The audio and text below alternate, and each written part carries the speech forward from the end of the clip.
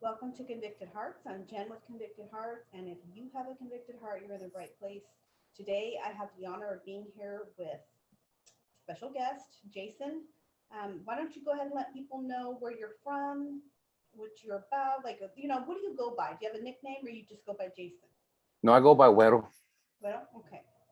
or Welcome. Jason. It doesn't matter. Right, right. That's what's up.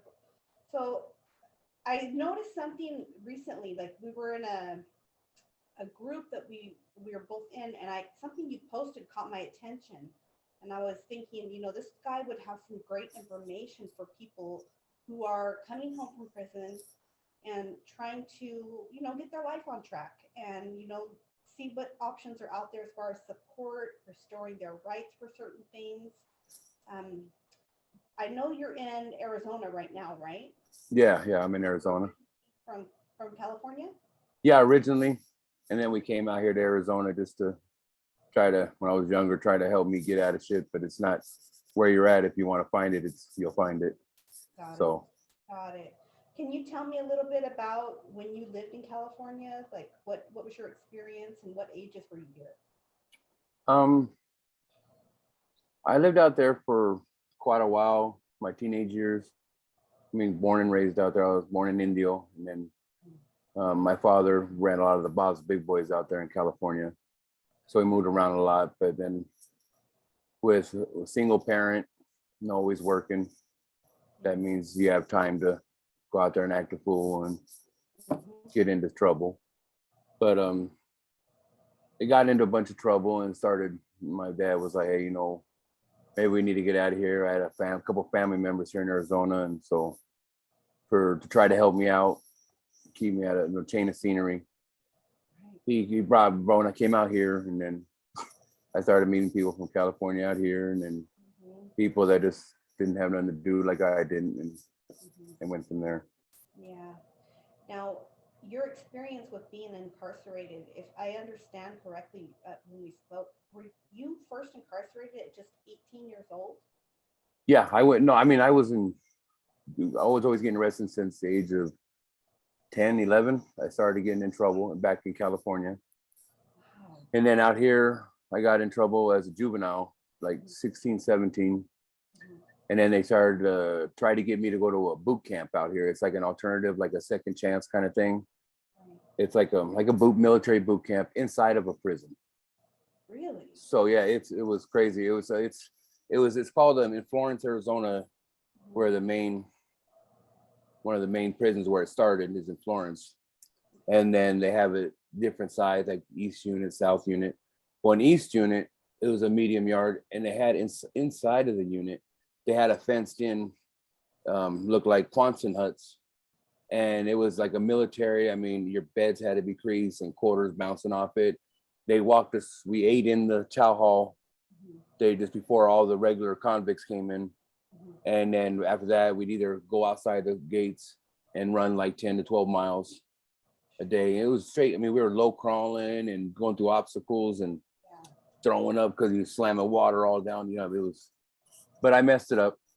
Really? And so once I messed it up, they sent me to CDU, the lockdown, Mm-hmm. and waited for Maricopa County to come pick me up and take me back to court to Phoenix Mm-hmm. and resentence me and send me to prison. When you say you messed it up, do you just not following the rules? You didn't. No, I said some inappropriate shit. Excuse my language. Yeah, I said inappropriate stuff to because it was we had like a handful of female Mm-hmm. young ladies that were in there as well, but they stayed in their own quants and huts, and you know what I mean. But when we were out running, and she was saying crazy things, and I guess when I said my issue that they weren't singing at that time, it just stopped, and then it sounded like a bullhorn. You know what I mean?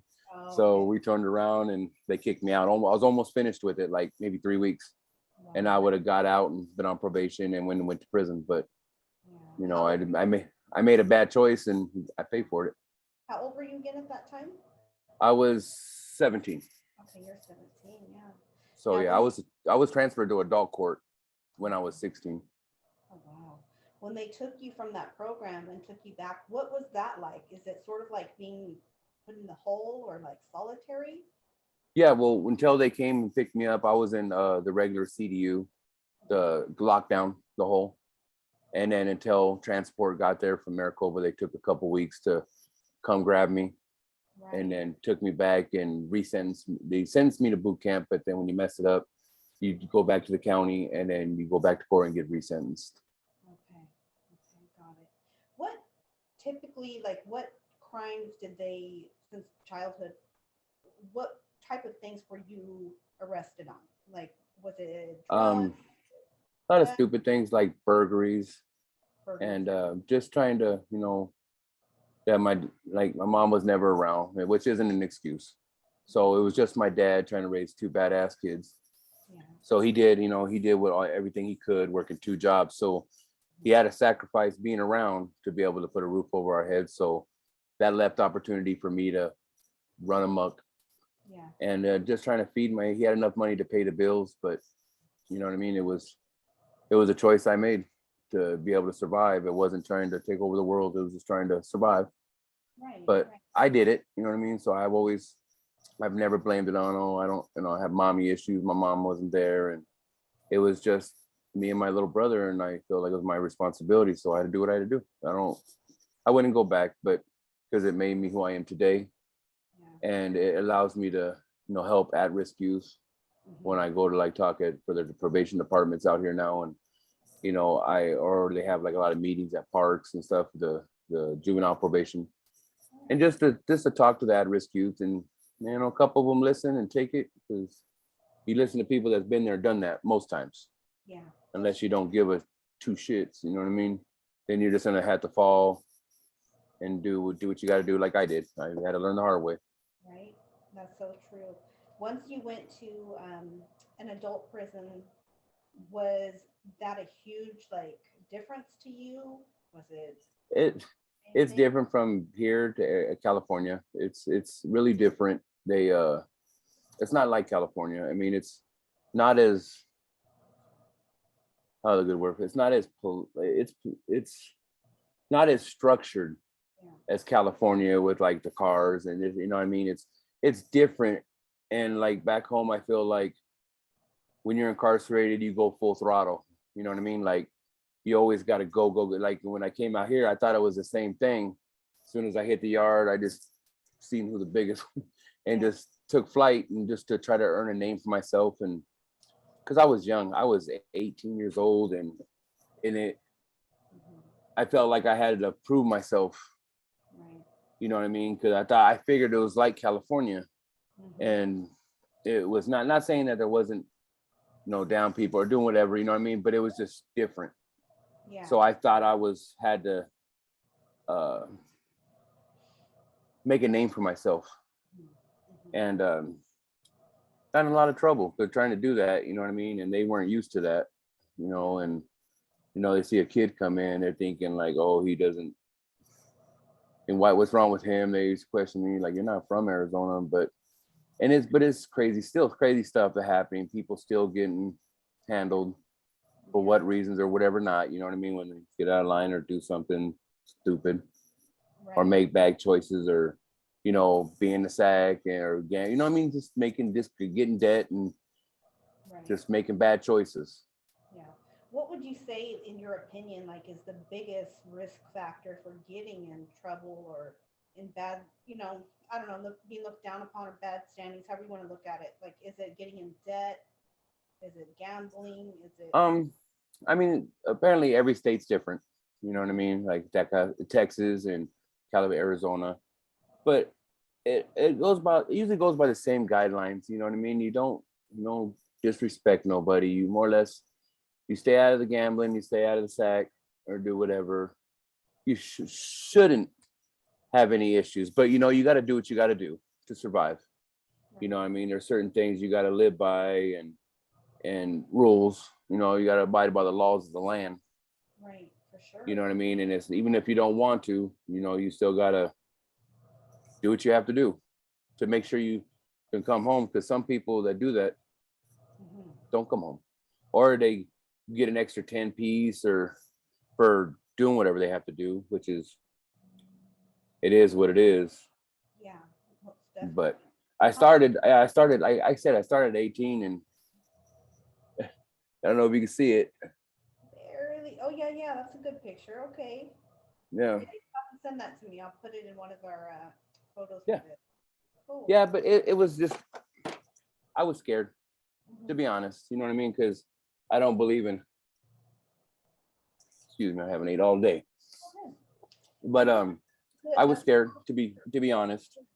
Yeah, that's good for people to know. Like, No, I'm a grown ass man, you know what I mean? And you know, people say, you know, prison, you will cry. mhm, I mean, I don't care who you are, how hard as you can be the most ruthless, deadliest person. right. But in like the outside world, they don't understand. We still got feelings. We're, you know, a lot of times they treat us like animals, Mhm, and we kind of adapt that mentality.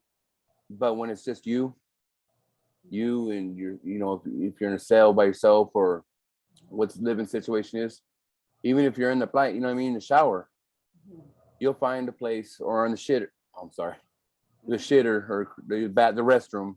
Yes. You'll find a time where you can, because it's like cleansing the soul. It really is. It does. It's like, all right, well, I got that shit out. Mhm. You know, and then you got to hit that face on again and do what you got to do. Right. Right, for sure. How many, like, were you in for one term or were you in for Three, three, three? Okay. three. I got out at 2.5. Mhm. I mean, I got out, and then I just living this lifestyle. I went and grabbed me a blower, or a pistol, and you know, doing that, and then I ended up getting a possessor of a weapon, reckless discharge firearm. You know what I mean? And ended up getting shot. You know what I mean? So they wrapped that shit up and took me to the hospital and took me back to county and gave me another couple, 2.5 years. Yeah. And then got out and was doing good, man. I just stayed out. I was out for about 10 years, and just trying to survive. I was dealing with some weed, Mhm. a bunch of weed. And this kid, I broke my own rule and messed with somebody I didn't know. Mhm. And which is my fault, wasn't nobody's fault but my own. And he set me up because in Gilbert, Arizona, they got this thing called Give 3, Go Free. And some kid got caught with a little nug and a pipe. At that time, it wasn't legal here in Arizona. Mhm. And even for medical, it wasn't legal. Okay. So he gave up somebody else. And then I met him, dealt with a little bit. He went from little stuff. There was red flags all over. And then he went from little stuff to a couple pounds. And then I was blinded by the money. Yeah. And he set me up and took it, got arrested, and then took a trial, and I beat it for the cells. Mhm. And because the detective lied and my lawyer was a beast. And so they gave me 3 options. They gave me um, a year in Maricopa County jail, which is, there's no fucking way I'd rather do 5 years in prison. Because it's horrible. We had that old sheriff, Joe Apio, and he treats his dogs better. He spends more money on the dogs than he does on the inmates. Now this is the same guy that makes the incarcerated men wear like pink Pink underwear. draws, yeah, pink draws, pink socks. Yeah, he has them living outside. He's a dog himself. You know what I mean? He just wasn't. Tried to dehumanize us, and he gave us slop out of. In the kitchen, there's these things that come like big old tubes, Mhm. and he it's like he has a conveyor belt like with supper and stuff, and he puts it. They call it slop, and it comes out of these tubes, and he just gives us loaf breads, and it just says it has all the nutrition, but he gives his dogs some gourmet food that his dogs from the department. Yeah, he says it on TV and everything. He says there, he goes, I spend more money for my canines from Maricopa County Sheriff's Office than I do. They don't deserve that. They get all the nutrition. They get these nutrition loaves and slop, and he's like, well, you're not supposed to be in a hotel on vacation. His attitude was horrible. But With all, I just want to ask you, like, for like, in all honesty, how did that make you feel as a human being, as a man? it made me feel like an animal. Yeah. Like, no matter what, he just threw us in a cage and just dehumanized us. Mhm. And that's why it was so violent. Yeah. That's because sort of what I was thinking is, yeah, they just don't care. When somebody just dehumanizes you, you just you have all the thoughts of caring, you have all the thoughts of going home, you want to cause as much chaos as possible, because you keep telling somebody they're doing something, like in a relationship, you're cheating, you're cheating, you're cheating. Well, pretty soon, shit, I'm getting treated like I am, I might as well. yeah. So if you're treating me like an animal and you keep doing it, you don't even you dehumanize us. We're still fucking people. Convicts are the most loving, respectful, loyal. If they're a real convict, and I believe in convicts as being a way of life, about respecting our women, and and being there for our families and stuff, and living by a code. And like, you know what I mean? Just treat people how I want to be treated. Right. Now, if that can't happen, that's cool. You guys go your way, I'll go mine, and we'll coexist.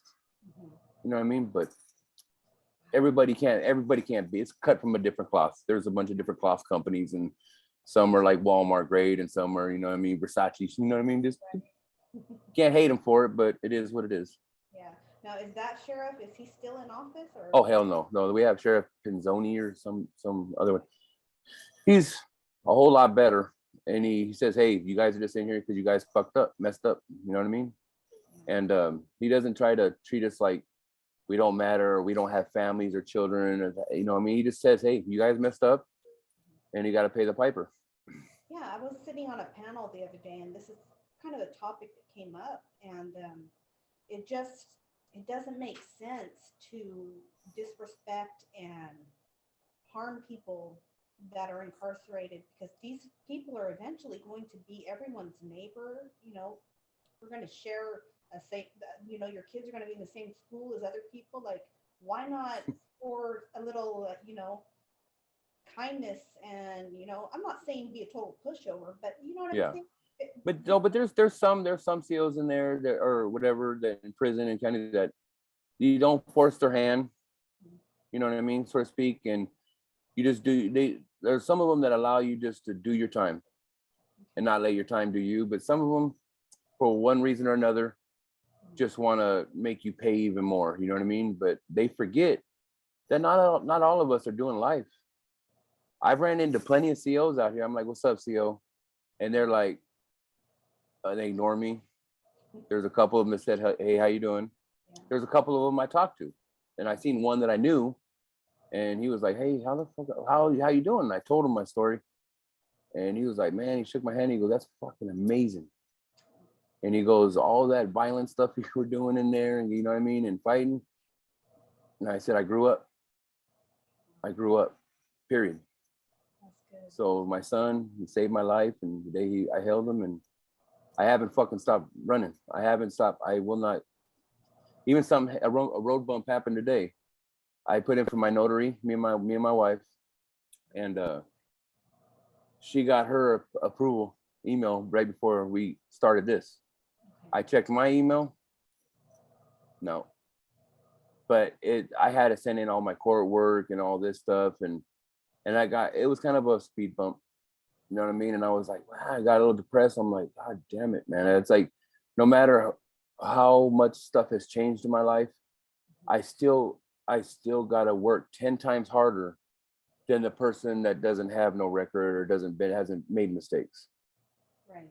And we might even be better than that, or harder working. Yeah. So we gotta fight 10 times harder than a person that just a regular person, a citizen. Okay. And it sucks, but it's just how bad you want it. I think the struggle is just a way to us to show how bad we want what we want. So, and I want that shit. So I'm gonna go down there in Phoenix, and I'm gonna say, "Hey, what's going on?" And I mean, what else do I need to do to make it happen? Yeah, I know you're gonna get it. So Oh yeah, one way or another. Yeah, with that being said, that kind of leads right into what you do right now with your life. You work with people, with men that are coming out and trying to establish their lives, right? Yeah, man. And as of yesterday, a woman. Okay, cool. She got hired. She was in prison, and she's still on parole. Okay. So we gotta, you know what I mean. They would rather employ felons besides the lawyers are, I mean, they don't have no felons, but like the paralegals, me, and now her, and then a couple of people, we're all ex-felons. Okay. And it's just amazing that I was saying the other day, he has 3 like sober living houses. This dude is all about reentry, and he's just amazing. He's an amazing man. But he'd rather give a person like, you know what I mean, convicts or ex-felons or whatever you want to call it. He'd rather give us the chance to prove it. Yeah. Because why not? You know what I mean? Right. Can you just give the viewers like a little rundown of how you happened to run into this gentleman mentioned last night? I thought that was pretty cool. Yeah, no, I've been out about 10 years already. And after you get off parole or paper, you get your absolute discharge from prison. And when you're all done with paper, you got to wait at least 2 years, legally 2 years, so you can to put in for you to get your rights restored and file a motion with the courts. And I did. I got out. I went to paralegal school. So I was all right with how the motions went. So I tried it myself, and I got denied. And because I didn't have the knowledge of what all needed to happen. Because it's a lot of steps you need to take to make sure, like, okay, I got this covered, I got this covered. And I didn't know, but I was like, fuck it, I might as well shoot. And then I'll find out and I'll fix it. And then so they said I needed to pay my fines. Okay. So it's a process. But anyways, I filed a couple myself. One time was from my fines. The other time, a judge said that he was gonna sign for my civil rights and my firearm rights. So, and then some other judge somehow grabbed it and said, no firearms. We'll give you your civil rights. So it left the door open once they approved my civil rights. I've done everything they've asked of me and more. You know what I mean? I've proven myself, and I'm not asking for no handouts. I've earned everything I did, but I got depressed and I wanted to give up because I was like, you know what? Is it okay if I cuss? Because I'm trying to I don't want to offend nobody. No. Go ahead and speak how you speak. Don't. Okay. Well, I was like, fuck it. I might as well give up. You know what I mean? Just accept that, hey, I'm a convict. I just got to live my best life without firearms and being able to protect my family. So I just worked, and I was repoing out there in Arizona. So I was all over Arizona repoing vehicles and boats and motorcycles and stuff like that. There's only certain jobs you can do. I mean, yeah, if you have a felon, they don't want to give you a chance. So you either be some landscaping or a roofer, a construction, just the jobs that are more physical. Mm-hmm. So, I did that for a while. And one day I was going to my aunt's house, and I saw a truck that was wrapped in the advertisement, and it said, "Restore my civil rights." And I was like, well, shit. And I believe everything happens for a reason. And I changed some things in my life before that. I started volunteering at battered women's shelters because I'm a licensed cosmetologist. I do women's hair too, and men's hair because I was cutting hair in prison. And so I said, when I get done with my tia's house, if that truck's there, I'm gonna go knock on the door. Most people wouldn't trip on it because you get salesmen all the time. So I was like, if it's there, I'm knocking because I need to know what that's about, and because it was a sign for me. I was like, well, that just ain't parked there for fucking nothing. So I went to my tia's, came back, it wasn't there. So I was like, well, maybe it's not meant to be. Maybe I need to do some more work, or maybe I just need to go harder with it or something. And so I was driving down the street in Mesa, Arizona, and going to the freeway, and all of a sudden that fucking truck passed me. Whoa. I mean, I was like, oh shit. And I caught him, flagged him over, and he jumped out, and he explained his story that he's a convict himself. He jumped out with a firearm on his side, and I was like, what the hell? And I was like, he goes, let me explain to you. And he told me he got his paralegal degree in prison, and he came out just hit the ground, hit the streets running, and he's built an empire, for reentry, and for sober living, because most of the people that go into a sober living houses are straight out of prison. He has contracts with landscaping companies. So right when you get out, that Monday you can go to work. You got to work 40 hours. So he goes, I want you to make money. He doesn't try to break your back like a lot of these sober living houses do. And he's like, look, I'm going to get you a job, because a lot of them will just throw you out there and be like, go find a job. And that's, everybody knows that has felonies. That's like rolling the dice. You know what I mean? Unless somebody has been there and done that and they say, hey, you know what? Fuck it. Show up Monday and I got you covered. We'll see how it works out. You know what I mean? But he was telling me his story. And I was like, damn. And he was telling me how much the big, like the other law firms that are more larger and that do multiple, like criminal, DUI, divorce, that the ones that do multiple things in law. He goes, they charge like $2,500 to $3,500 per felony. I was like, God, I can't live, pay my bills, and like I'm like. But he goes, and then he told me his price, their price of this law team. I was like, shit, man, that sounds like a whole lot better. I said, you know what? Finished our conversation. I was like, man, let me give you a call tomorrow. I'm gonna talk it over with my family in one way or another, because I really want them. It was the last part of my life that I felt that needed to fucking go. For me to be back to being a citizen, to be able to vote, be able to go on jury duty, you know what I mean? Like, it's things that I know nothing about, you know what I mean? And I've never had my rights ever in my life. I've been a felon since, so I never knew what they were about. So I was like, I want that. So the next, I talked to my family, and the next day I went into his office. I said, here's your fucking money, dog. Let's make it happen. 6 months later, I got all 4 felonies set aside. It's like, because California does expungement, Arizona don't. It's called set aside. I got all 4 felonies set aside.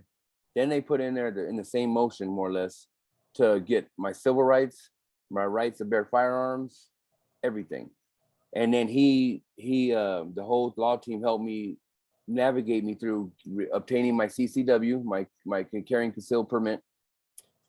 They helped me go through the Arizona Department of Public Safety, the ATF, and the FBI to make sure they have my record updated, because it'll say has proven to the court that it should not be used against him and has gotten all civil and rights to bear arms back. So if you get pulled over, they see that you're not going to be a felony stop, more or less, unless you don't act accordingly. Right. Or you just get one of those bad ones that, hey, you just might have to get on the ground. And everybody that's a convict knows what those felony stops are about. It's sad, but it's just a way of life in this crazy world. But so he got me through all that. So then I went on my own and got my level 1 fingerprint card, because I wanted to volunteer at my son's school and help people. A lot of businesses, you have to have your level 1 fingerprint card if you work with the elderly or children or stuff like that. So I had to jump through so many hoops for that shit. You know, I had to go to appeals. I had to go to, this, and I had to write letters. I had to write for every felony. I had to write a story. They had me write a story, what I was feeling, what I had for lunch. You know what I mean? Like they wanted to know what I was feeling before, what I felt feeling when I was doing it, and and it was just plain fact for all of them. I was trying to survive, and they approved it. The appeal board approved it and got it back, and then a couple months later, they canceled it. Yeah, I didn't tell you that one. They canceled it, and I'm like, wow, I didn't hide nothing. I disclosed everything. Well, we were late on uploading some of your paperwork, so one of your old 94 case popped up, and I was like, I gave you that paperwork for that case. They're like, well, you need to redo the, going to the appeal process for just that one. I was like, I got mad. But I'm like, all right, well, there's more hoops. And it's sad that, convicts have to go through that, and people, ex-felons have to go through that. But so I did it, and I talked to the investigator, and he was like, look, it's just send me these couple things, send me a letter. And if the board's meeting on the 1st, I was like, all right, you'll have it by tonight, before the sun goes down. So I did it. And then the 1st, I got an email, you've been approved, you know what I mean? And it's just, we gotta work so hard. They don't care. They do not care. Yeah, I'm not saying everybody don't care, but a handful of them had either had bad experiences or whatnot. And just after that, they just didn't give us no time of day. Right. Yeah, that's a lot to go through. So you got all of those rights restored. Oh yeah. What would you say in you that kept you going and pushing to get these things restored to you? What was it? Was it to protect your family, to feel human? Honestly, it was over 8 years ago when I held my son. I mean, I was thinking about it beforehand, but the first few years I got out, I didn't even know really I can get my rights back, to be honest. So, still having a firearm and trying to hide it and there's all that. It's just, I was thinking like, damn, never, I'm not going to do this no more. You know what I mean? It's not worth it. This last time I told my wife, I was like, I'm done. Because I could have stayed out this last time. They gave me a choice between a year in county jail or 5 years probation, no jail time, or a year back in prison. I looked at my wife and she gave me the whole lasso, get out of here. So I chose a year because I can do 8 months on the oh, never mind. I can do 8 months on the toilet. You know what I mean? Like it's 8 months is easy. So then, because when you do 5 years probation, it's like a rain check, or they want to ride you about this. I like going back home to California, and I like living my life. I want to be done with this. So I did 8 months, did 4 months on paper on parole, and just they let me off a month early because, they told me I was a waste of their time because in prison, they follow, you know how to follow rules. Yeah. You know what I mean? If you want to stay out, you got to follow some rules. If not, hey, you do you. Hey, much love. You take care of yourself. And you know what I mean? It's a game of cat and mouse. Good luck. But if you want to change and you're done with the bullshit, you can do anything you want to. It's just you're going to have to ride upheavals, like we were talking today, roller coasters. You're going to have to do it, no matter what. No matter what. Yeah. So just seeing it through, like even all the obstacles being thrown at you. Well, my son was my thing, because when I even went to hair school to do hair, people were stealing tools in there, and you know what I mean, just couldn't keep their hands their own self. And me being I'm a lot of things, but I'm not a thief, and a couple other things, you know what I mean. But I'm trying to keep it clean, you know what I mean. But I'm not none of those. I'm a grown ass man, and I will show you all the respect in the world. But just don't steal my stuff, man. I paid a lot of money for it, but they were stealing, and I kept pictures of my son in my locker at the school, and I promised him, and to this day I have every promise I have made, I have kept, and he kept me. I wanted to quit the school, you know what I mean, because I was like, man, I'm gonna get in trouble because I'm just gonna take off on somebody and it's not worth it. But my son was like, Daddy, you can do it, you can do it, Daddy, please, you know what I mean, you promised me. I was like, shit, you bet. Yeah, I did that, you know what I mean. So get my ass up early in the morning and get my butt to school. And I graduated the top of the whole school, the history of the school. Every month, I got awards for attendance, for work. I passed the state board test from Arizona, California, and I think Colorado. I did the third fast in all those states. You know what I mean? Like, yeah, it's a difference between being grown and some of them will be or kids, young kids straight out of high school that rather go out and party and do this and not look for their future. But my son is my drive to answer your question. He's my everything. That's right. What's up, my man? Good timing. Oh. Perfect timing. Hey, how are you? They say good. Good. Yeah, good. Hi, Okay, I'm Jen. She says her name is Jen. Nice to meet you, Jen. Tell what your name is. My name is Jason Clark. Jason Clark, it is nice to meet you. What do we call you? We call myself Poppy. Poppy. Poppy. All right, let me talk, okay? Go. Yeah, no. No.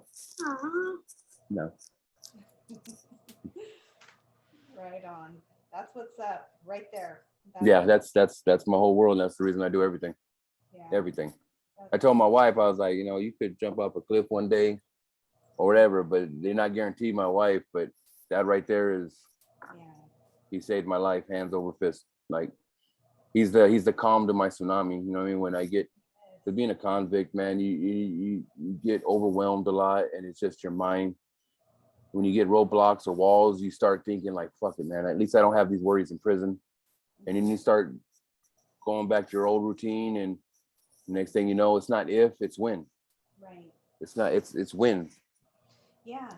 I'm curious, when you were inside, if you got visits, and how important do you feel it is to have family support. Fuck, it's key. It's key to your success. Mhm. And first off, the fucking family is not blood. You know what I mean? Okay. It's loyalty. Yeah. And it's to have somebody just as simple as just calling somebody and saying, hey Jen, I fucking had a fucked up day, man. You got a little bit? And just someone to listen to sometimes. Just someone to let you know when you're in prison or whatever, that hey, you're still human. You know what I mean? You still got people out here, Mhm. you know, that care about you. Because last time I didn't have nothing. I thought I had all these people, and I didn't have nothing. No letters, no nothing, except for my wife. You know what I mean? And that's all that mattered. But everybody else, you know how it goes. They tell you, yeah, I'll write you. Yeah. And it's out of sight, out of mind. That's exactly But right there. I feel like, even with my own family members who are incarcerated, so many people fell off. It's literally down to me, yeah, you know, and maybe my mom and my grandma who can barely get around. but you know what though? I came to the term that that's life. Yeah. You know what I mean? Because life don't fucking hold up for nobody. Right. You know what I mean? And I understand it. I told my wife this last time. I know it was only a year, but I was like, hey, look, if you want to, you can just like almost like a hall pass. Yeah. It's like, hey, you can go ahead and do what you want to do. Well, and then when I get out, you can write me whatever, but because that'll be like asking her to do time with me. Yeah. And I gave her she's like, no, that's my fucking option. Mhm. I'm riding with you. I'm with you. I got your fucking back. And that right there is so key to not making bad decisions, because some things in prison you got to do whatever. Everybody knows that. That's how it goes. Yeah. But when you feel like you don't have nobody, you don't have nothing, Mhm. you make choices. Everything's about choice. I tell my son that all the time. It's about choices. It's good choices and bad choices, and for each one, there's rewards and there's repercussions. It's there. You have to pay the piper. Yeah. Just know that. So I feel like being able to have a security net, a family, or a family, someone that loves you. It doesn't have to be blood, but someone that cares genuinely about you, Mhm. and you don't got to write them all the time. And I still to this day, I write like 15, 20 people still. And it's not every day, Mhm. but once in a while, I'm on my phone. And nowadays they have tablets and JPay, you know. So while you're you're in the bathroom or you're, outside smoking a cigarette, it only takes about 5 minutes you text your girls, you text your boy, your friends all Check in. day, even when you're driving. You know what I mean? You have time. Yeah. So, but it's just out of sight, out of mind a lot of times. And people forget that. But it's our fault for going in there and making the choices that we made. But just to say, hey, I was just thinking about you, man. I hope you're doing all right. And I still have you on my mind. You still pop in there, and I laugh and giggle about whatever old memories. Mhm. And that's why I told my wife, we'll still write, whatever. But when I get out, if you're not doing nothing, maybe we can go out to dinner and see what happens. You know what I mean? See if we can light that shit up again and see what goes on. But if not, me and her were always friends. That's my ride or die. You know what I mean? She was like, no, I'm with you. I can hold it down. And I saved a lot of money because I was fighting it for a year. So I left her because I thought I was going to do 10 years. I beat it at trial. And so I saved up a bunch of money to make sure that, and I wasn't doing what I was supposed to be doing, but I wanted to make sure she was straight. And I don't know if it was just me being just a genuine guy. Mhm. I beat it. You know what I mean? That showed me something like, hey, this is your last fucking chance, man. Because the judge told me, he goes, you got so lucky. He goes, next time you come in front of me, I will lay you down, Mr. Clark. And I was like, no problem. You know what I mean? So I took my little year. Yeah. Right. Learn from that. Yeah. So I've hit the ground running. Yeah.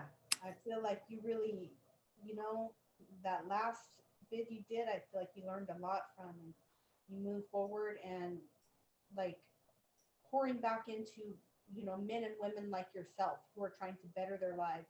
Yeah. Something of their self. That is so important for us to build a community like that. Yeah. No, I believe, man. It's just having a net, like I told you the other day, it's networking. Yes. Just having someone that says, hey, you know what? Like I was telling you the other day, there's this place called New Leaf. It's a program. that helps them when they get out, man. Like I was taking guys from the sober living house, they get fresh out. You know, simple things like out here in Arizona, they want you to go in there to economic security, get a food stamp card, get insurance, because you need that shit. You know what I mean? Like you need that. So I took them there to show them that, hey, I'm here. I understand. And it's not even my job. My job is part of the legal team. Right. But I take them over there, and my boss is so cool with it. He's like, you don't have to, but they connect with you because we're the same. Yeah, they understand. And not everybody has the love and support that they should. Right.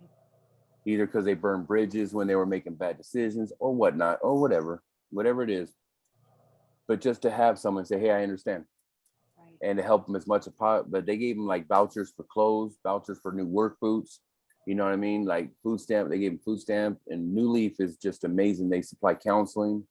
Because I believe everybody that's been in prison, jail, and the families a lot of times, but mostly people have been in there, they got PTSD. Oh, totally. You know what I mean? Because of something you've seen, or just the trauma of being somewhere with a bunch of dudes, and they take all your pride. Like they try to have you, you know, in a big old building stripping. Every time you see your family strip, you know what I mean? You guys, you know how that goes. And it's trying to dehumanize you. Right. And in Arizona, in prison, so they don't care. It's about money. Yeah.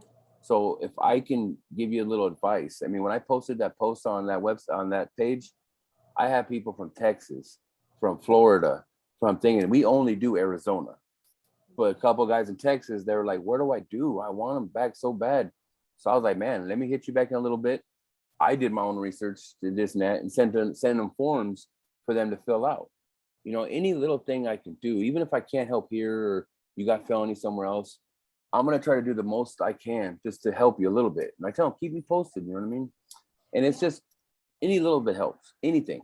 Even, yeah, just having these conversations, you know, and putting the information out there, even if these are not things that are in your particular state, we can communicate and put this out there. You never know what might change in your state, you know? Yeah.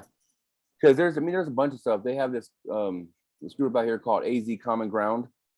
And I had a friend that got out that was a part of that organization, and they do so much. I guess the founder, he's walking across Arizona right now. He's walking. He walks by for mostly for Black women that are getting trafficked or murdered. He's going on the Indian reservations, walking through them. And these people are walking with, he came through Phoenix, and Phoenix Police Department came out there, and a lot of the officers walked with him, holding signs for him. Like he does so much stuff for people that are, and it's just networking. You just get out there. There's always, just ask. Google is your best friend when you need help. You know, there's counseling out there. There's programs out there. All you got to do is look for it and make some phone calls. And a lot of times these programs, they'll say, yeah, can you come in here? And out here, they send you a fucking Uber. Wow. That New Leaf place, they send people Ubers to take you to DES, to take you to your food stamp, or take you over there to New Leaf to give you vouchers for clothes or work boots or tools, or, you know, just to help you succeed. So they really help get people on their feet, it sounds like. Yeah. And it's a lot of programs with, like we're saying, with Doug Ducey, the governor. He's starting to put more programs into prisons to teach men and women. I mean, because a bunch of the prisons are mostly men, but they have quite a few women ones. And I've seen pictures he's posted of men and women inmates taking classes, doing this, doing that, setting them up for success and giving them some tools so they don't come back. That's right. Okay. But it's just, you got to ask, and you got to swallow that pride pill. I had to, and that thing looks like a big old horse pill. Yeah, But you got to ask, because a closed mouth don't get fed. Good point. You know what I mean? And I'm down anybody. I don't care if I don't know you. If you hit me in my DMs and say, hey, I'm out here in such and stuff, or I'm here in California or something like that, I will do research. When I was in school for paralegal, that was one of my best things, is some research. I'll find some statutes, I'll find programs, and I'll sit there and just make calls. Yeah. Because even if I don't know you, I want people to succeed from making mistakes. Yeah, I think that's a good point, and that's a good thought to leave this on, is reach out. If you're having a bad day, you know, if you guys are feeling down, if you're even in recovering, you're feeling like you're going to slip up, or if you're depressed, reach out. Even if you're dropping a comment on this video, one of us will get back to you. Somebody Yeah. else will get back to I you. stop at the Sober Living every day on the way to work. It's right by my office. I Mhm. stop by there and talk to them guys like, hey, and I tell them, I'm just an extension. If you guys need something, call me. And I tell the guys in there, the guy just got out, he's from California, the old veterano Sonny, but he got out. And I tell him, man, this is 2 o'clock in the morning, 1 o'clock in the morning. If you just need someone, I'll give you 100 fucking reasons why you shouldn't do something, Right. why you should stay clean. Mhm. You know what I mean? Even his own family's telling him, hey, stay in Arizona. And get strong enough. Because I told him, you're not strong enough right now. You know what I mean? Up here, and it's just the first, a lot of times it's just one bad thing happens, one bad thing, and you're falling. Yeah. So if you feel like you're falling, or you feel like you got that taste in your mouth, call me, Yeah. and I'll tell you 100 fucking reasons why not, Right. That's what and it tell you is. everything that you have done so far. And sometimes it's someone just to listen. Or as I said, if you need me to come over there at 2 o'clock in the morning and smoke a couple cigarettes with you, dog, we'll sit over and smoke a whole pack. Mhm. If it keeps you and it gets you off derailing, you know what I mean, off the fucking train track. And that's so worth it to me. My little bit of sleep is way, it's cheap. It's like going to the dollar store, you know what I mean? Like, Right? I got your back. Yeah, that's cool. I appreciate that, and hearing your story, it's so encouraging, to speak with someone also that's like-minded, that, feels like we should create a community that, helps uplift each other and keep Yeah. families intact and become a family to someone who may not have that. So shout out to you, shout out to your wife for staying solid, shout out to your son, Poppy. Yeah. Yeah, And he's that so, program, and the gentleman that you're working with or working for, like, that's amazing. And that yeah, woman, it really is. the woman that got out, the lady, Mhm. I'd love to hear about her, and her success in the future. That's Yeah, I cool. mean, and there might be ways that, like, if the guy that brought me on got me my rights back. I was telling him today, I was like, man, tonight's the night. He was like, what, you got a babysitter or something? I was like, no, no, no, no. You know what I mean? And I Right. explained to him, he's like, that's fucking awesome. Yeah. So, like I said, if anybody that's in Arizona, I'm here. Anybody that's, and I don't care. I don't, if you're a convict and you're going through some rough times, and sometimes people don't have that. And I sit there and talk. I'll sit there and, because I make little lunches. Me and my wife will make little lunches and hand them out to people. And because sometimes it's just a family member died or their wife died, Right. and all of a sudden they couldn't pay rent. They don't have no family. And they lost everything. You know what I mean? It's just a kind gesture. Yeah. Just say, hey, you know what? You hungry? I got you, man. You know what I mean? Just one simple kindness, of act of kindness can go miles. Right. It And means I'm a lot here. noticed, So we'll go ahead if you want, to share your socials, your platform, Facebook, whatever. We'll do that in the details of the video, and people can reach out to you. Yeah, well, I work for a law team called Restore My Civil Rights. It's out here in Arizona. And my name on Facebook is Jason Cali. And just anything, man. I don't care what it is. If you have questions, I mean, I got time. I always make time for people that are like me, Yeah. that made mistakes or did what they had to do to survive or whatever it was. Mhm. But as long, they get in their mind like, hey, I want to be done. I want to be this. There's programs that can get you into like rehabs or detoxing or anything. I will help in any way I can. And every day I'm hitting these streets trying to network, trying to find programs, or trying to Mhm. see if there's anything to help any convict. I was looking at the other day is like grants and stuff. There's grants for felons. There's all kinds of stuff. It's out there, but the government, no, they're not going to tell you about it Yeah. because they're hoping you don't use it, because it'll sit in a fund, Mhm. and if it's not used, they'll allocate it and send it to somewhere else, and they'll just take from it because if nobody. But so I'm trying to find out everything that's for us. Yeah. You know what I mean? Because it's set above failure, because they want you to go back Mhm. because it's money. Yeah. And I'm here. Even anything you're doing, I want to be a part of. Right on. Because And likewise. Yeah, I looked at your stuff and I'm like, man, she just cares and so like, and really is genuine. So I really appreciate that. And there needs to be more people that I wish they would understand Yeah. that we're still humans. We're still, we're still lovable. You know what I mean? We're not monsters. Right.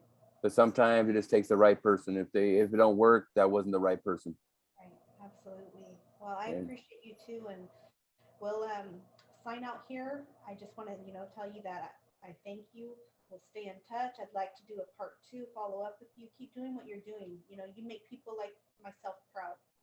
Yeah, and I appreciate it anytime, man. I'm always available. Anytime you need some help or anything, I'm down. I appreciate it, Wedo. So everybody that's watching, remember, always keep your heart convicted. We'll talk to you next time.